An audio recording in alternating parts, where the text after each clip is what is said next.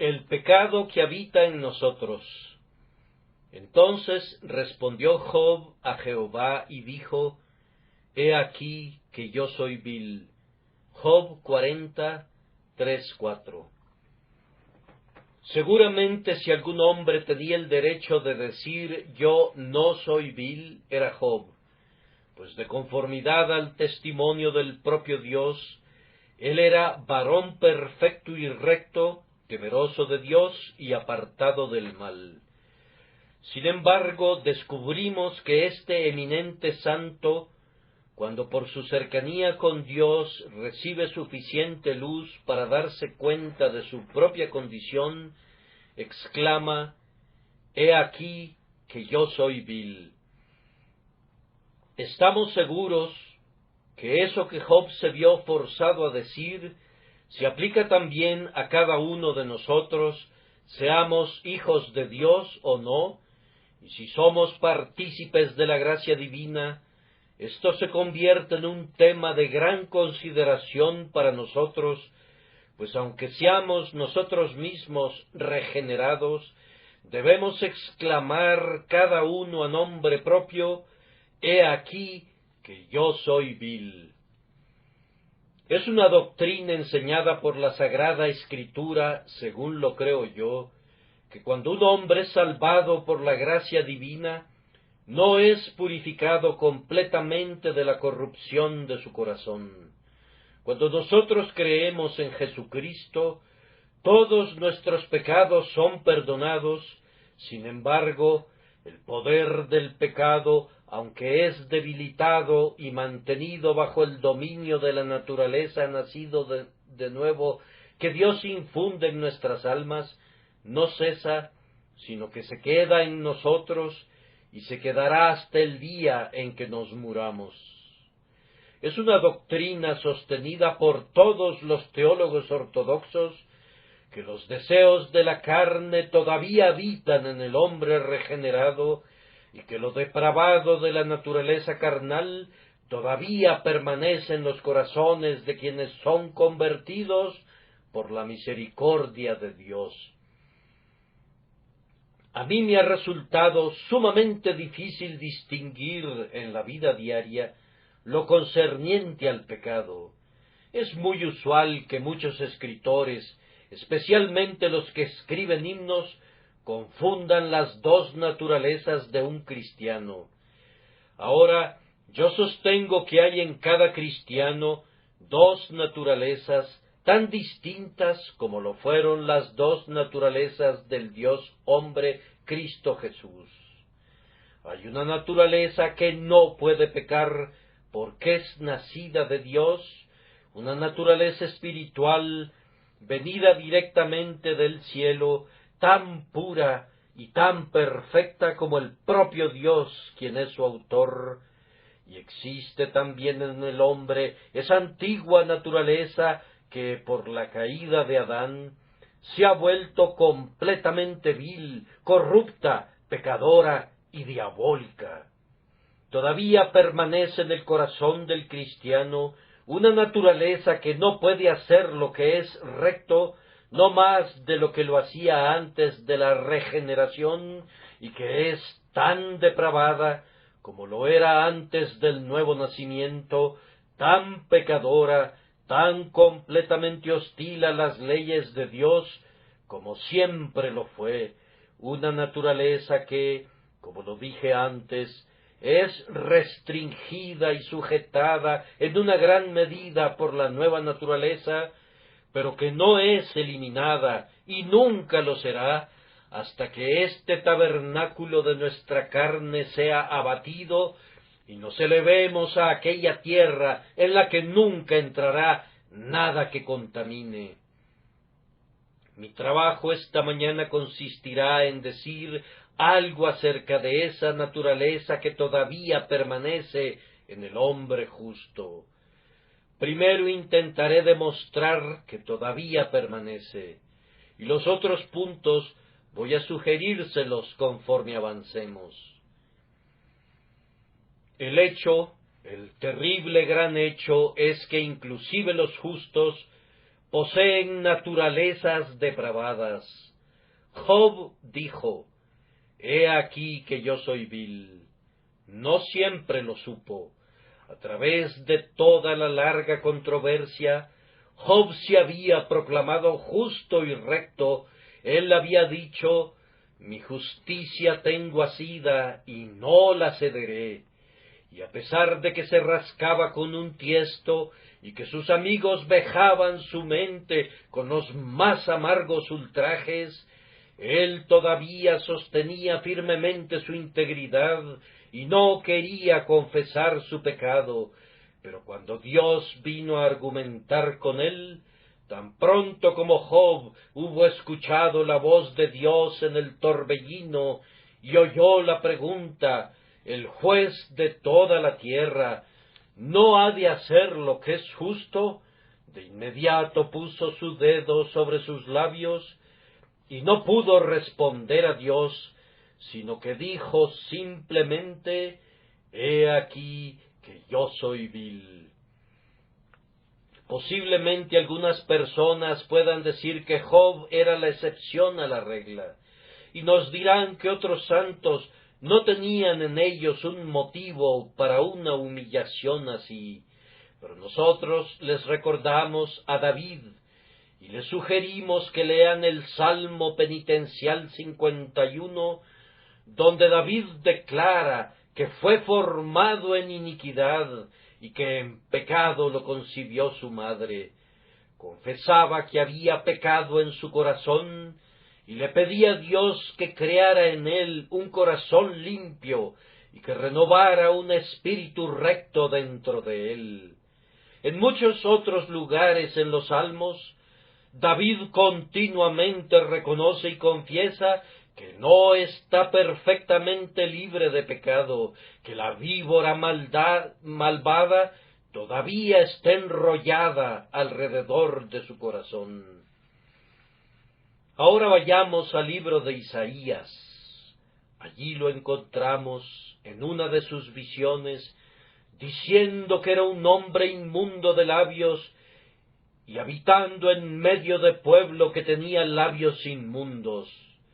Pero más especialmente bajo la dispensación del Evangelio, encontramos a Pablo en ese memorable capítulo que hemos estado leyendo, declarando que él veía otra ley en mis miembros que se rebela contra la ley de mi mente y que me lleva cautivo a la ley del pecado que está en mis miembros.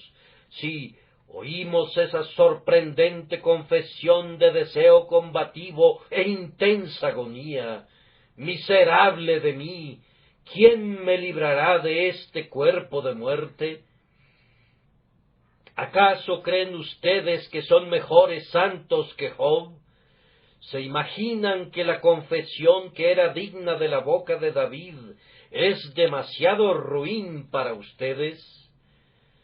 ¿Acaso son ustedes tan orgullosos que no podrían exclamar con Isaías, «Yo también soy hombre inmundo de labios»? O más bien, han progresado tanto en el orgullo que se atreven a exaltarse a ustedes mismos por encima del laborioso apóstol Pablo y creen que en ustedes, esto es, en su carne, habita toda cosa buena. Si ustedes efectivamente se consideran perfectamente puros de pecado, oigan la palabra de Dios. Si decimos que no tenemos pecado, nos engañamos a nosotros mismos, y la verdad no está en nosotros. Si decimos que no hemos pecado, le hacemos a él mentiroso. Pero realmente no necesito demostrar esto, amados, pues todos ustedes, estoy seguro, saben algo acerca de la experiencia de un hijo vivo de Dios. Han descubierto que en sus mejores y más felices momentos, el pecado todavía habita en ustedes, que cuando quieren servir mejor a su Dios, el pecado frecuentemente obra en ustedes con furia suprema. Ha habido muchos santos de Dios que se han abstenido durante un tiempo de hacer cualquier cosa que han sabido que es pecado, pero sin embargo no ha habido uno solo que haya sido perfecto internamente. Si un ser fuera perfecto, los ángeles descenderían y en 10 minutos se lo llevarían al cielo, pues estaría maduro para el cielo tan pronto como hubiera alcanzado la perfección. Cuando he hablado con hombres que mencionan mucho el tema de la perfección, he descubierto que, después de todo, ellos no creen realmente en algo así. Ellos han tomado esa palabra y han asignado un significado diferente, y luego demuestran una doctrina que todos conocemos previamente, o suponen una perfección tan absurda y despreciable, que yo no daría por ella ni 3 centavos si tuviera que comprarla. En muchos de ellos se trata de una falla de sus cerebros, creo yo, más bien que de sus corazones, y como dice John Berridge, Dios lavará sus cerebros antes de que lleguen al cielo. Pero ¿para qué me demoro demostrando esto cuando ustedes mismos cuentan con pruebas diarias? ¿Cuántas veces no han sentido que la corrupción está todavía dentro de ustedes? Observen con qué facilidad son conducidos sorpresivamente al pecado. Ustedes se levantan por la mañana y se ofrecen a ustedes mismos mediante una ferviente oración a Dios, pensando en qué día tan feliz tienen ante ustedes. Escasamente han terminado de pronunciar esa oración, cuando algo viene a arrugar su espíritu y sus buenas resoluciones son arrojadas a los vientos y dicen, este día que yo pensé que iba a ser muy feliz, ha sufrido un terrible ataque brusco y violento. Yo no puedo vivir para Dios como quisiera. Tal vez has pensado, voy a subir al piso superior y le voy a pedir a Dios que me guarde. Bien, en general, ustedes han sido guardados por el poder de Dios, pero súbitamente viene algo. El mal carácter de pronto te ha sorprendido. Tu corazón fue tomado por sorpresa cuando no esperabas un ataque. Las puertas fueron abiertas de par en par y una expresión profana salió de tus labios y caíste de rodillas otra vez emprimado, exclamando, «He aquí que yo soy vil». He descubierto que tengo un algo en mi corazón que cuando he cerrado mis puertas con pasador y pensado que todo está seguro, se arrastra y corre los pasadores y deja entrar al pecado. Además, amados, aun cuando no son llevados sorpresivamente al pecado, encontrarán en su corazón una terrible tendencia al pecado que es muy poderosa para que puedan mantenerla a raya, diciéndole, hasta aquí llegarás, pero no pasarás. No, descubrirán que es más de lo que ustedes pueden controlar, a menos que un poder divino esté con ustedes y que la gracia que previene restrinja sus pasiones y prevenga que ustedes se entreguen a sus concupiscencias innatas.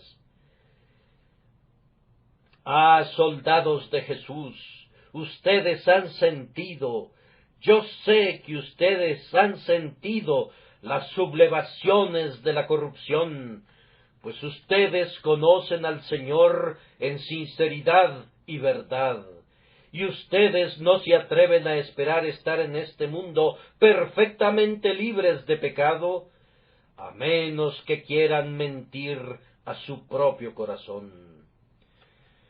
Habiendo expuesto ese hecho, debo simplemente hacer una observación acerca de él y proseguir. Cuán erróneo es de parte de cada uno de nosotros que excusemos nuestros pecados basándonos en el hecho de que poseemos corazones perversos. He conocido a algunas personas que profesan ser cristianas, pero que minimizan el pecado, puesto que todavía permanece la corrupción. Ellas afirman que no pueden evitarlo. Tales personas no tienen parte visible ni porción en el pacto de Dios.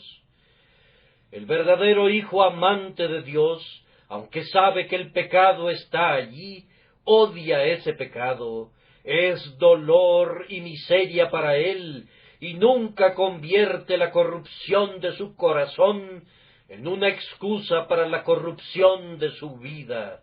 Nunca argumenta la depravación de su naturaleza como una apología para la depravación de su conducta.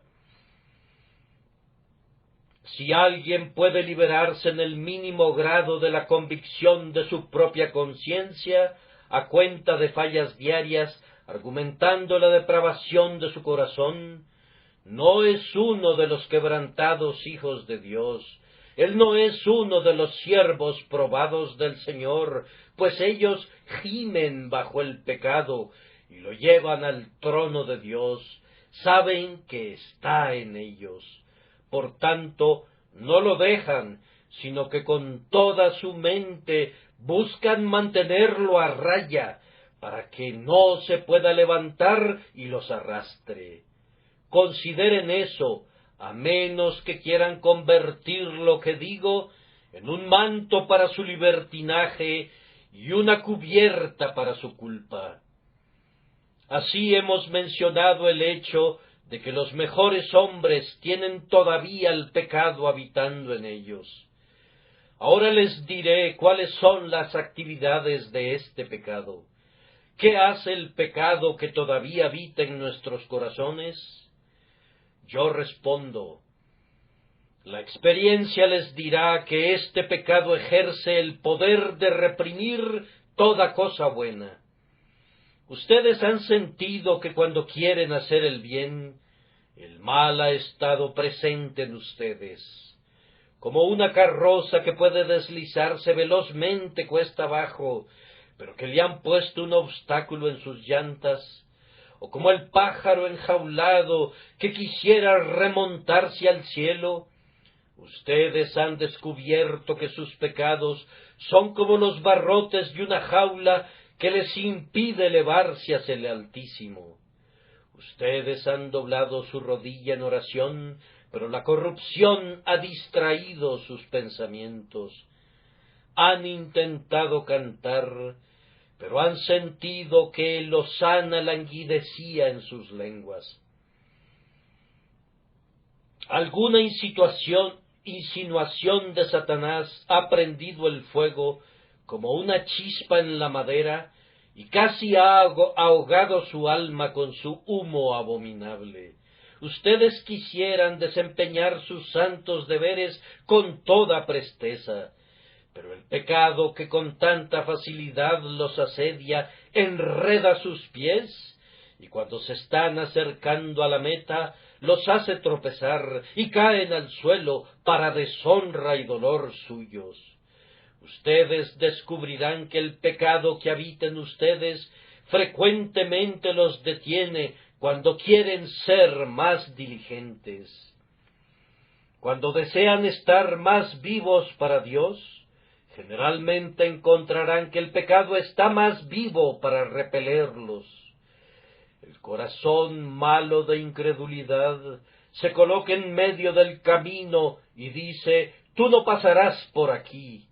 Y cuando el alma responde, «Quiero servir a Dios, adoraré hacia su santo templo», el corazón malo dice, «Vete a Dan y a Beer-seba e inclínate ante falsos dioses, pero tú no te dirigirás a Jerusalén, no te permitiré que contemples el rostro del Altísimo».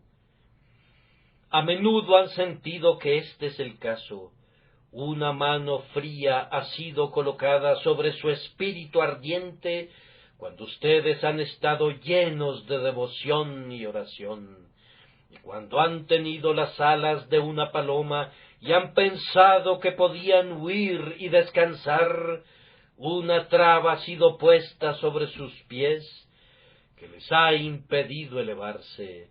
Entonces, ese es uno de los efectos del pecado que permanece en nosotros.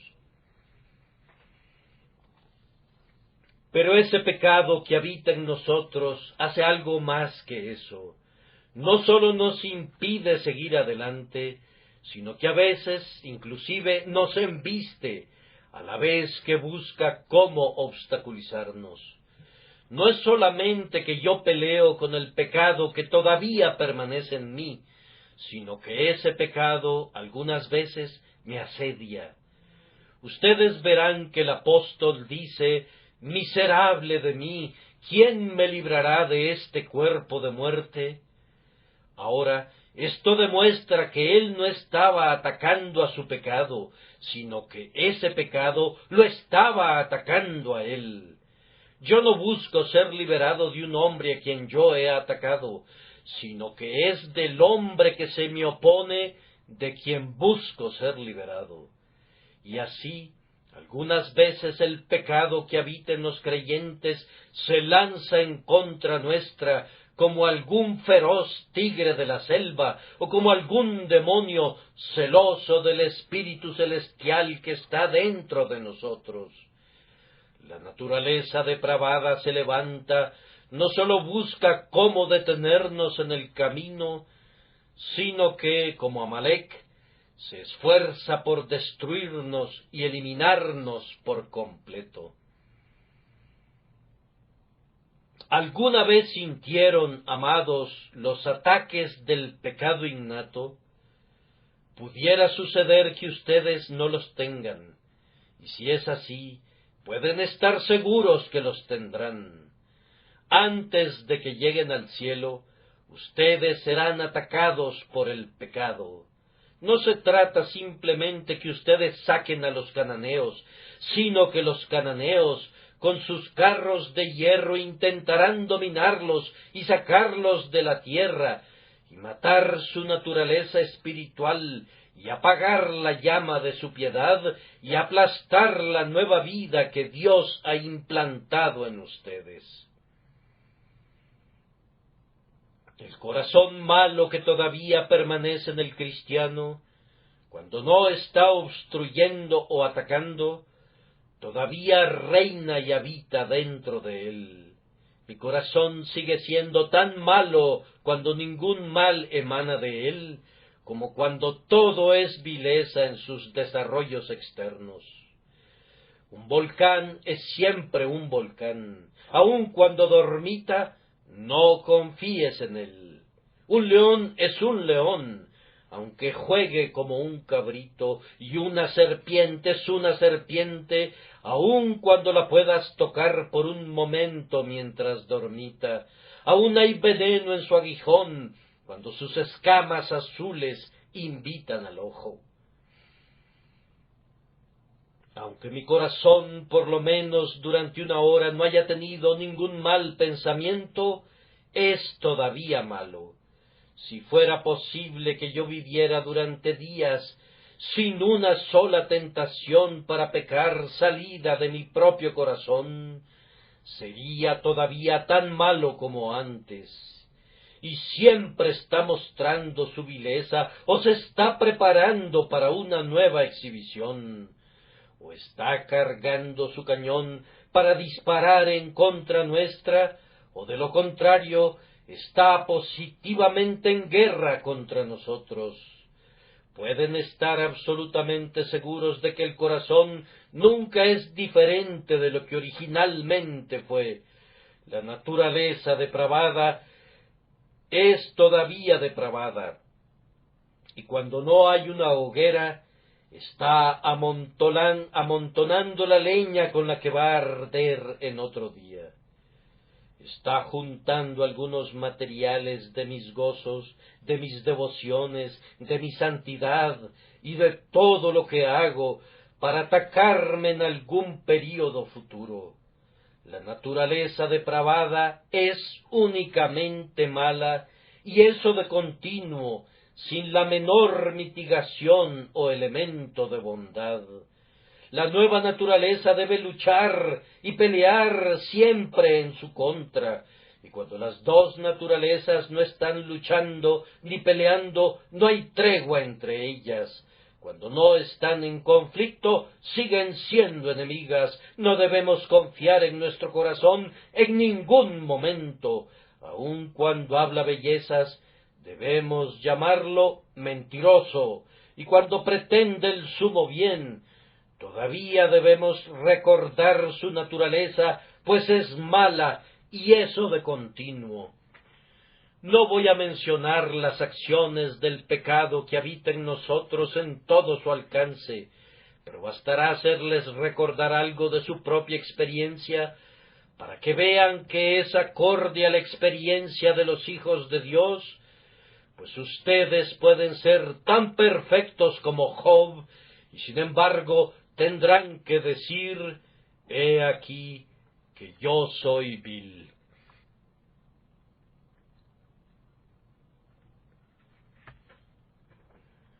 Habiendo mencionado las acciones del pecado que permanece, permítanme citar, en tercer lugar, el peligro en el que nos encontramos debido a esos malos corazones. Hay pocas personas que piensan qué cosa tan solemne es ser un cristiano. Adivino que no hay un creyente en el mundo que sepa qué milagro es ser conservado un creyente. Muy poco pensamos en los milagros que se están realizando alrededor nuestro.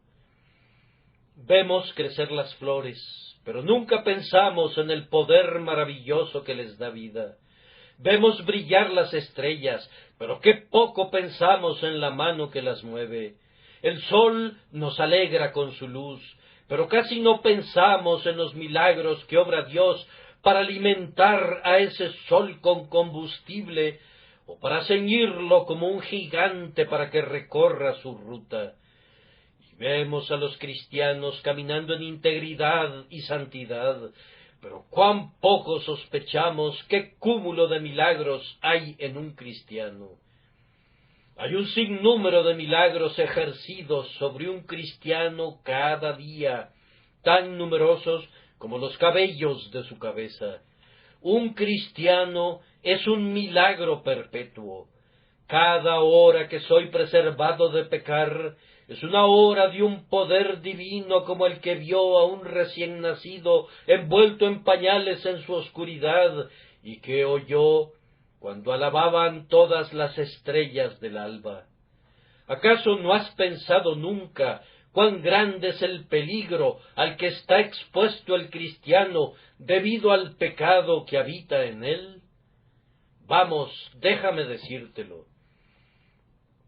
Un peligro al que estamos expuestos por causa del pecado que habita en nosotros surge del hecho que el pecado está en nosotros y por lo tanto tiene un gran poder sobre nosotros. Si un capitán controla una ciudad, puede preservarla por mucho tiempo de los constantes ataques de los enemigos que la rodean. Puede tener muros tan fuertes y puertas tan bien aseguradas que puede reírse de todos los ataques de quienes la asedian. Y las incursiones enemigas pueden tener el mismo efecto que simples ocurrencias chistosas. Pero si sucediera que hay un traidor dentro de sus puertas, si hubiera alguien que está a cargo de las llaves y que puede quitarle el seguro a cada puerta y dejar entrar al enemigo, entonces el trabajo asiduo del comandante tiene que duplicarse, pues no sólo tiene que guardarse de los enemigos que están fuera, sino de los enemigos que están dentro también. Y aquí radica el peligro del cristiano. Yo podría pelear con el diablo, yo podría vencer cada pecado que me tentara, si no fuera porque tengo un enemigo dentro. Los diábolos que están dentro sirven más a Satanás que todos los diábolos que están fuera. Como dice Bunyan en su libro La Guerra Santa, el enemigo trató de introducir algunos de sus amigos dentro de la ciudad del alma humana y descubrió que sus elementos favoritos dentro de los muros le hacían mucho más bien que todos los que estaban fuera. Ah, cristiano, tú te podrías reír de tu enemigo si no tuvieras un corazón malo dentro de ti, pero recuerda, tu corazón guarda las llaves porque de él mana la vida, y el pecado está allí. La peor cosa que debes temer es la traición de tu propio corazón. Y además, cristiano, recuerda cuántos aliados tiene tu naturaleza depravada. En cuanto a tu vida de gracia, ella encuentra escasos amigos bajo el cielo, pero tu pecado original tiene aliados por todos lados. Mira al infierno allá abajo, y los encontrarás allí, demonios que están prestos a azuzar a los perros del infierno contra tu alma.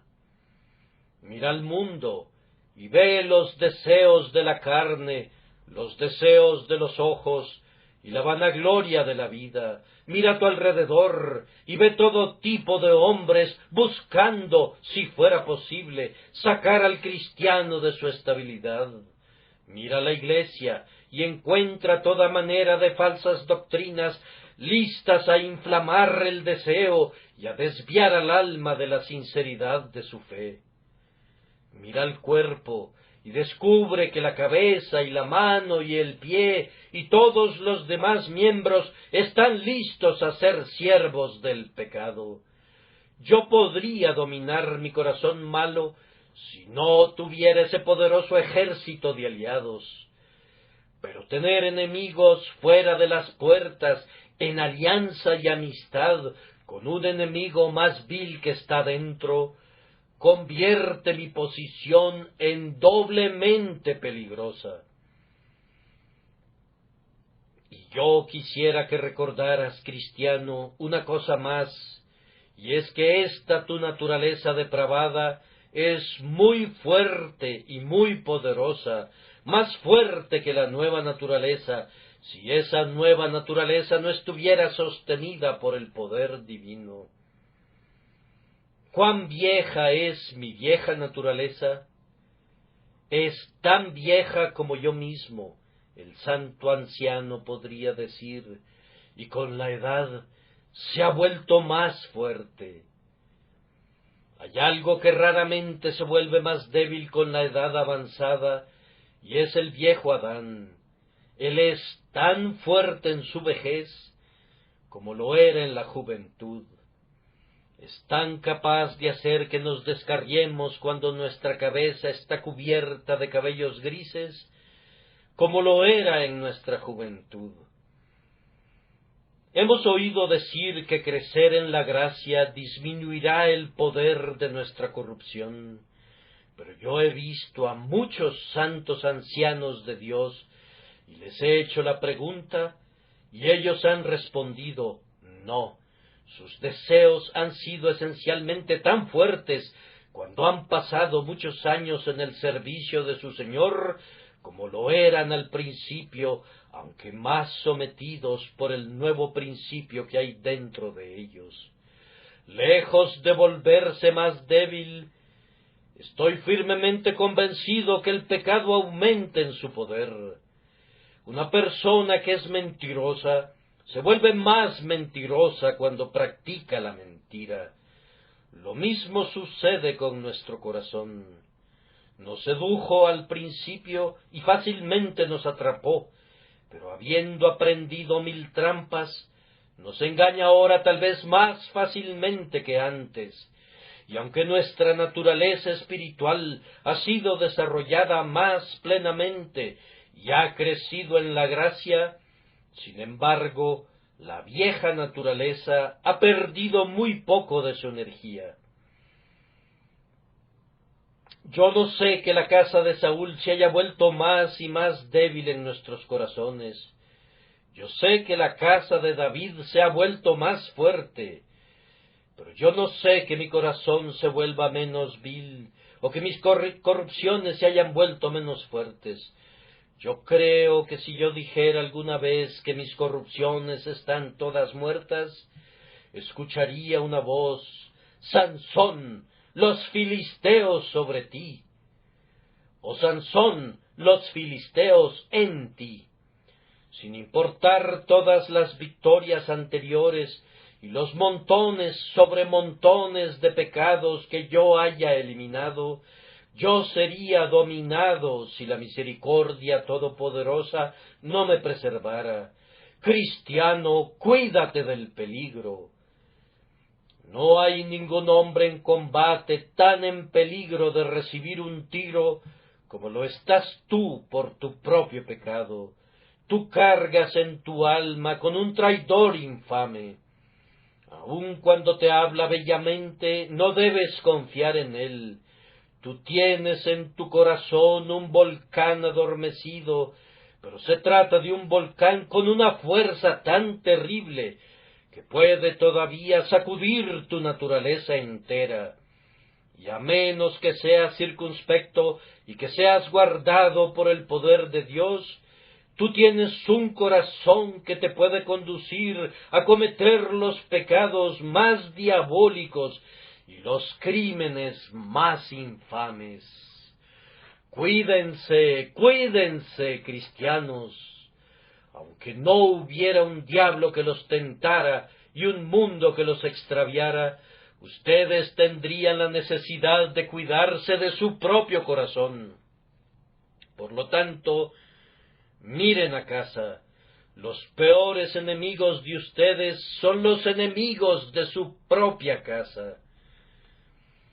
Sobre toda casa guardada, guarda tu corazón, porque de él mana la vida, y de él puede manar la muerte también, la muerte que te condenaría si la misericordia soberana no lo previniera.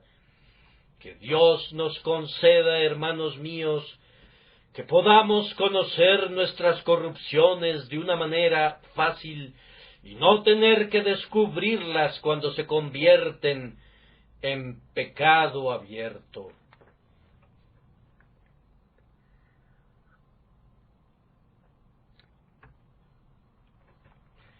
Y ahora llego al cuarto punto, que es el descubrimiento de nuestra corrupción. Job dijo: «He aquí que yo soy vil». Esa expresión «he aquí» implica que él estaba atónito. El descubrimiento fue inesperado. Hay tiempos especiales con el pueblo del Señor cuando aprende por experiencia que es un pueblo vil. Ellos escucharon al ministro cuando afirmaba el poder del deseo innato, pero tal vez sacudieron la cabeza diciendo: «No puedo ir tan lejos como eso». Pero después de muy poco tiempo descubrieron, por alguna luz más clara del cielo, que después de todo era verdad.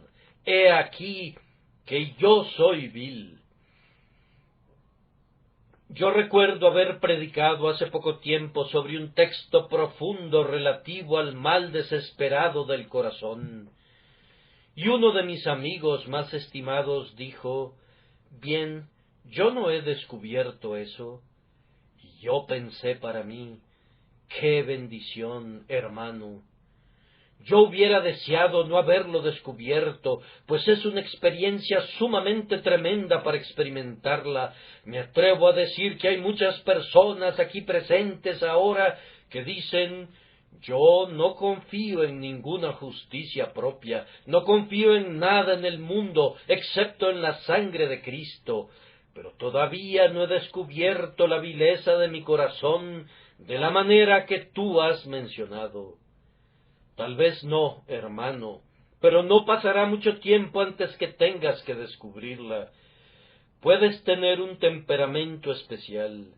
Dios te ha preservado de todo contacto con tentaciones que hubieran revelado tus corrupciones, o tal vez le ha agradado, como una condescendencia de su gracia, por actos que has sido elegido para desempeñar para Él, darte una vida apacible, de tal forma que no has sido sacudido por los tumultos de tu propia alma. Mas, sin embargo, déjame decirte que debes esperar encontrar en las más íntimas profundidades de tu corazón todavía una profundidad más baja. Que Dios te consuele y te capacite cuando salgas del horno, para estar más abajo que nunca en el escabel de la misericordia divina. Yo creo que nosotros generalmente descubrimos la mayor parte de nuestras fallas cuando tenemos el mayor acceso a Dios. Job no había tenido nunca el descubrimiento de Dios como el que tuvo en este momento. Dios le habló en el torbellino, y entonces Job dijo: yo soy vil. No es tanto cuando estamos abatidos o faltos de fe que conocemos nuestra vileza, descubrimos algo de ella en ese momento, pero no toda la verdad. Es cuando por la gracia de Dios somos ayudados a subir al monte, cuando nos acercamos a Dios y cuando Dios se nos revela a nosotros, que sentimos que no somos puros a sus ojos. Nosotros percibimos algunos destellos de su elevada majestad. Vemos el brillo de sus faldones oscuros, con luz insufrible, y después de haber sido deslumbrados por esa visión, viene una caída, como si, herida por la luz ardiente del sol, el águila se cayera desde sus grandes alturas y se estrellara contra el suelo. Lo mismo ocurre con el creyente. Él se eleva a Dios y súbitamente se viene al suelo. He aquí, dice, que yo soy vil. Nunca lo hubiera sabido si no hubiera visto a Dios. He aquí que yo lo he visto, y ahora descubro cuán vil soy. Nada muestra más la negrura como la exposición a la luz. Si yo quisiera ver la negrura de mi propio carácter, tengo que ponerla junto a la pureza sin mancha. Y cuando el Señor se agrada en darnos alguna visión especial de Él mismo, algún dulce intercambio con su propia persona bendita, entonces es cuando el alma aprende, como nunca lo supo antes, con una agonía que tal vez no sintió nunca antes, inclusive en su propia convicción de pecado: he aquí que yo soy vil. Dios se agrada haciendo esto, y para evitar que la grandeza de las revelaciones no me exaltase desmedidamente, Él nos envía este aguijón en mi carne para permitir que nos veamos a nosotros mismos después de que lo hemos visto a Él. Hay muchos hombres que nunca llegan a conocer mucho de su vileza hasta que la sangre de Cristo ha sido rociada sobre sus conciencias, o aún hasta después de haber sido durante muchos años hijos de Dios. Conocí hace algún tiempo el caso de un cristiano que había sido positivamente perdonado antes que hubiera tenido un fuerte sentido del pecado. Yo no sentí mi vileza, dijo, hasta que escuché una voz: yo soy el que borro tus rebeliones. Y después de eso me di cuenta cuán negro había sido yo. Yo no pensé en mi inmundicia, dijo él, hasta después de que vi que había sido lavado. Yo pienso que hay muchos miembros del pueblo de Dios que, aunque tenían alguna noción de su negrura antes de que vinieran a Cristo, nunca supieron cuán enteramente viles eran ellos, sino hasta después. Ellos pensaron entonces: cuán grande debe haber sido mi pecado que necesitó a tal Salvador, cuán desesperada mi inmundicia que requirió de tal lavamiento, Cuán terrible mi culpa, que necesitó de tal expiación como la sangre de Cristo. Pueden tener la certeza de que entre más conozcan de Dios y de Cristo, más se conocerán a ustedes mismos, y se sentirán obligados a decir como lo hicieron antes: he aquí que yo soy vil, vil en un sentido extraordinario, como nunca se imaginaron o adivinaron hasta ahora. He aquí que yo soy vil ciertamente. Sin duda muchos de ustedes todavía pensarán que lo que yo digo relativo a su naturaleza depravada no es cierto, y tal vez se puedan imaginar que la gracia ha sacado a su naturaleza pervertida. Pero entonces ustedes saben muy poco acerca de la vida espiritual, si suponen eso. No pasará mucho tiempo antes de que descubran que el viejo Adán es tan fuerte en ustedes como siempre. Por eso se mantendrá una guerra en su corazón hasta el día de su muerte, en el que la gracia prevalecerá, pero no sin suspiros y gemidos y agonías y luchas y una muerte diaria. Esta es la manera en la que Dios nos descubre nuestra vileza. Ahora, si es cierto que todavía somos viles, ¿cuáles son nuestros deberes? Y aquí permítanme hablarles solemnemente a quienes son herederos de la vida eterna, deseando como su hermano en Cristo Jesús, urgirles a algunos deberes que son sumamente necesarios debido a la continua inmundicia de su corazón. En primer lugar, si sus corazones todavía son viles y todavía hay una naturaleza depravada en ustedes, cuán equivocado sería de parte de ustedes suponer que todo su trabajo está hecho. Hay algo relativo a lo cual yo tengo mucha razón de quejarme de algunos de ustedes. Antes de su bautismo, ustedes eran extremadamente diligentes. Siempre participaban en los medios de la gracia, y yo siempre los veía por aquí. Pero hay algunos aquí presentes ahora, que tan pronto pasaron ese Rubicón, que dieron el paso decisivo, comenzaron a partir de ese momento a disminuir en celo, pensando que la obra estaba hecha. Yo les digo solemnemente que yo sé que hay algunos que eran personas de oración, cuidadosas, devotas, viviendo muy cerca y junto a su Dios, hasta que se unieron a la Iglesia. Pero desde ese momento en adelante, ustedes han declinado gradualmente. Ahora realmente me parece digno de dudarse si esas personas son cristianas. Les digo que tengo serias dudas acerca de la sinceridad de algunos de ustedes. Si yo veo que un hombre se vuelve menos diligente después del bautismo, pienso que no tenía ningún derecho de ser bautizado, pues si hubiera tenido un sentido adecuado del valor de esa ordenanza y hubiera sido correctamente dedicado a Dios, no se hubiera regresado a los caminos del mundo. Me siento muy dolido cuando veo a uno o a dos individuos que una vez caminaron muy consistentemente con nosotros, pero que ahora comienzan a separarse. Yo no encuentro ninguna falla en la gran mayoría de ustedes en lo relacionado a su firme adherencia a la palabra de Dios. Yo bendigo a Dios porque por espacio de 2 años y aún más, ustedes han sido sostenidos firme y sólidamente por Dios.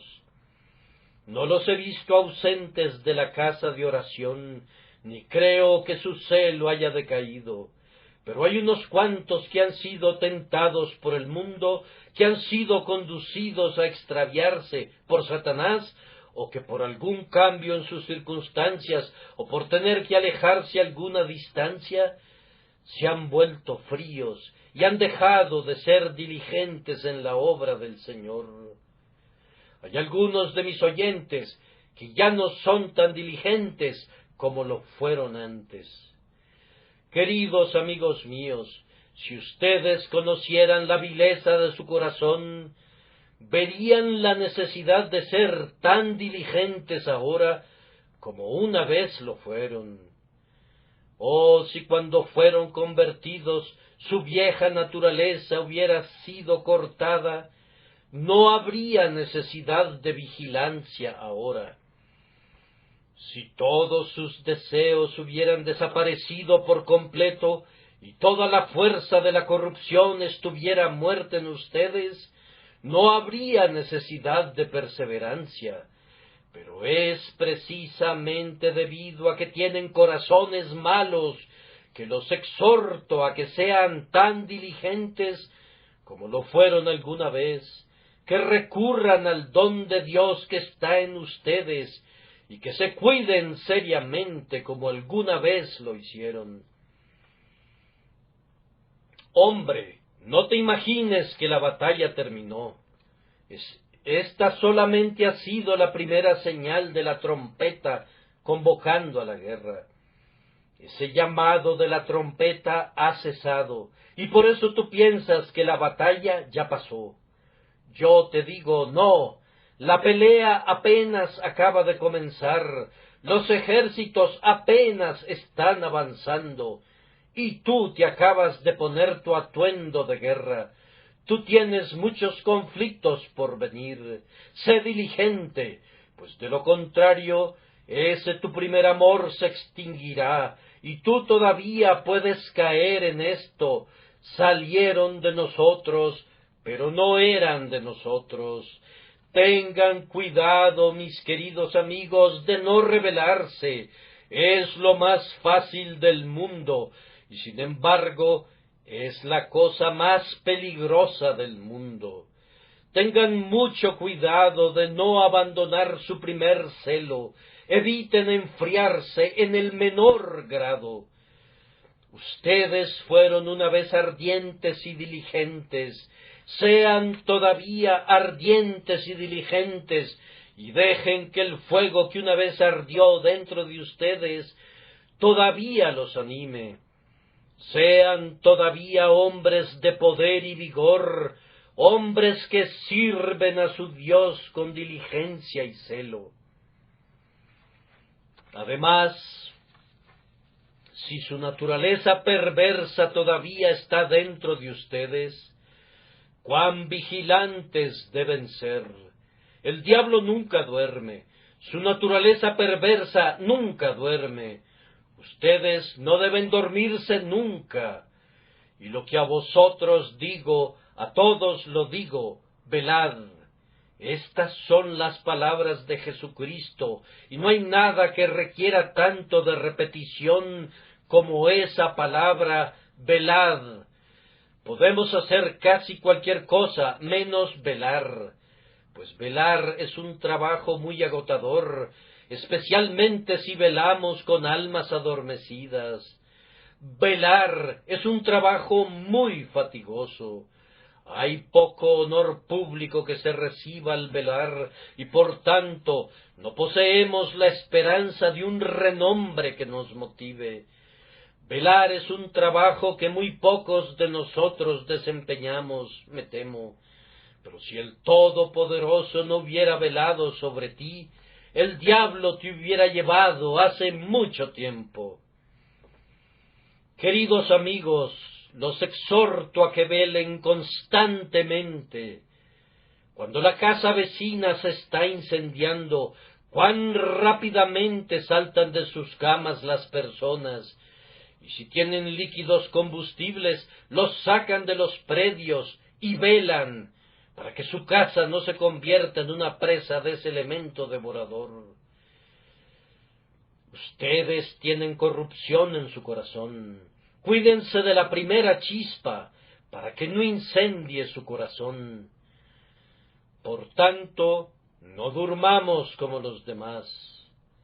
Puedes dormir junto al cráter de un volcán. si quieres hacerlo. Puedes dormir con tu cabeza pegada a la boca de un cañón. Puedes dormir, si te place, en medio de un terremoto o en una casa visitada por la peste. Pero yo te suplico, no te duermas mientras tengas un corazón malo. Vigilen sus corazones. Ustedes pueden pensar que son muy buenos, pero se convertirán en sus ruinas si la gracia no lo previene. Vigilen diariamente, vigilen perpetuamente, guárdense para que no pequen. Sobre todo, queridos hermanos míos, si sus corazones ciertamente están todavía llenos de vileza, cuán necesario es que nosotros todavía exhibamos fe en Dios. Si yo debo confiar en mi Dios al comenzar mi camino, debido a todas las dificultades que debo enfrentar, si esas dificultades no son disminuidas, debo confiar en Dios de la misma manera que lo hice antes. Oh, amados hermanos, entreguen sus corazones a Dios, no se vuelvan autosuficientes. La autosuficiencia es la red de Satanás que utiliza para cazar a los hombres como pobres peces insensatos y los destruye.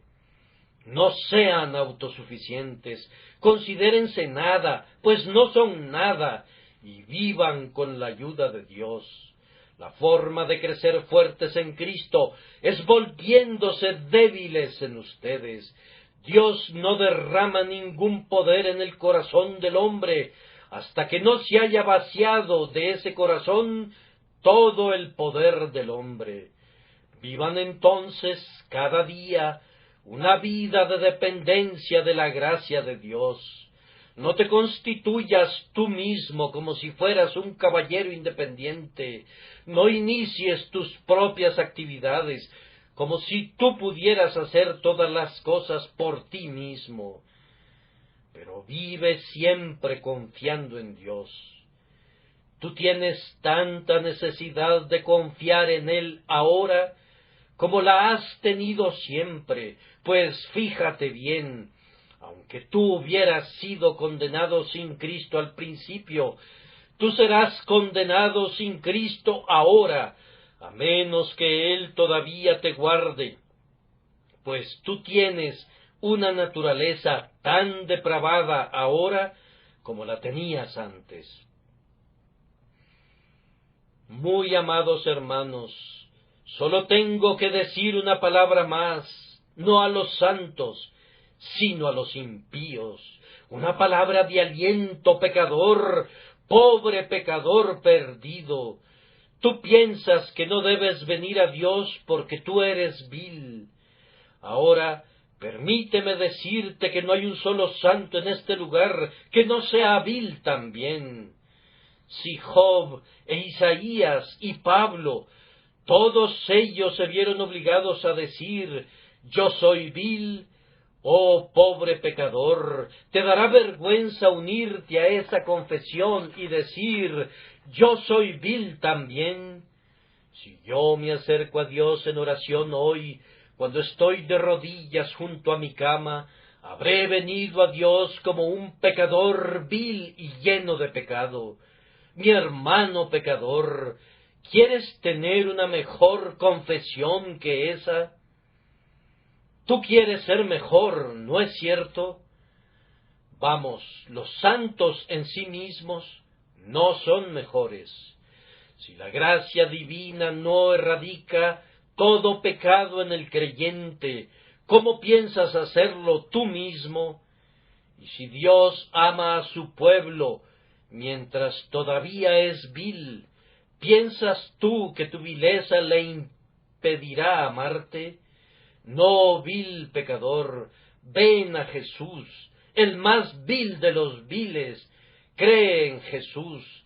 Tú que eres escoria de la sociedad, tú que eres el estiércol y la hez de las calles, yo te pido que vengas a Cristo. Cristo te ordena que creas en Él. No a los justos, no a los justos, sino a pecadores vino a salvar Jesús. Ven ahora, di, Señor, yo soy vil, dame fe. Cristo murió por los pecadores, yo soy un pecador. Señor Jesús, rocía tu sangre sobre mí. Te digo, pecador, de parte de Dios, que si tú confiesas tu pecado, tú encontrarás el perdón. Si ahora dices de todo corazón, yo soy vil, lávame, serás lavado ahora. Si el Espíritu Santo te da la capacidad de decir con todo tu corazón ahora, Señor, yo estoy lleno de pecado, tal como soy, sin ningún otro argumento, excepto que tu sangre fue derramada por mí, y que tú me pides que venga a ti, oh Cordero de Dios, yo vengo a ti, yo vengo a ti. Tú saldrás de este lugar con todos tus pecados perdonados, y aunque tú hayas entrado a este lugar con todos los pecados que un hombre puede cometer sobre tu cabeza, tú saldrás como inocente, sí, más inocente que un bebé recién nacido.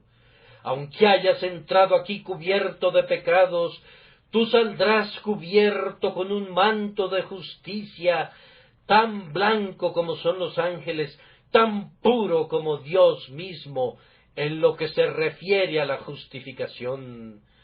Pues ahora, fíjate bien, he aquí ahora el tiempo aceptable, si tú crees en Él que justifica al impío. Oh, que el Espíritu Santo te dé fe para que puedas ser salvado ahora, pues entonces serás salvo para siempre. Que el Señor agregue su bendición a este débil sermón por causa de su nombre.